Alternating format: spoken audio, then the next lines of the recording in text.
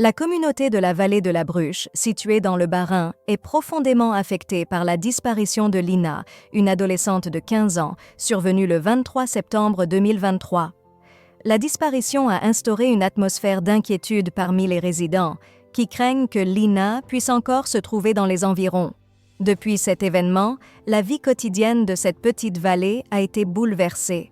Les parents, particulièrement anxieux, ne laissent plus leurs enfants circuler seuls.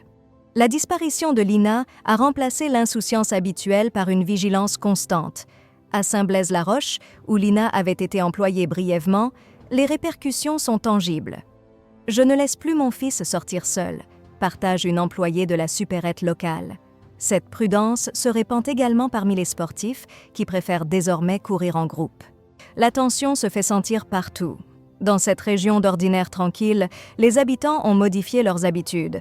Les enfants n'achètent plus le pain seul et les randonneurs scrutent les bois avec une attention accrue, espérant peut-être découvrir un indice qui pourrait aider à résoudre l'enquête.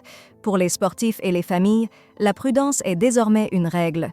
Les randonneurs restent alertes, nourrissant l'espoir de trouver un indice. On se dit que peut-être son corps ou un de ses vêtements est encore caché dans nos forêts et qu'on pourrait ainsi contribuer à résoudre cette affaire, confie un couple local. Les pêcheurs de l'étang de Breux, près du lieu où Lina a été vue pour la dernière fois, partagent ce même espoir. Les spéculations et les hypothèses sur la disparition de Lina ont alimenté l'angoisse de la communauté, déjà marquée par une affaire similaire il y a 20 ans. « Nous avons perdu notre insouciance », confesse une résidente de Champnay. La découverte de l'ADN de Lina dans une voiture volée dans le sud de la France a temporairement ravivé l'espoir. Cependant, le suicide du suspect, Samuel G., en juillet à Besançon, a jeté une ombre supplémentaire sur cette tragédie.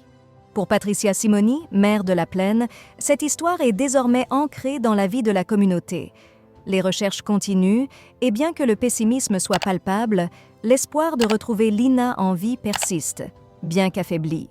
La présence accrue des médias et la notoriété involontaire de la vallée sont devenus le quotidien des habitants, qui doivent désormais composer avec cette réalité.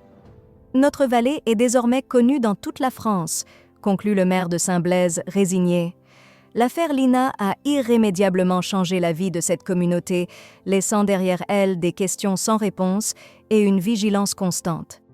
Les défis des zones rurales, comme les trajets à pied nécessaires en raison du manque de transport, sont désormais perçus avec une gravité nouvelle, chaque habitant veillant sur ses proches avec une attention redoublée.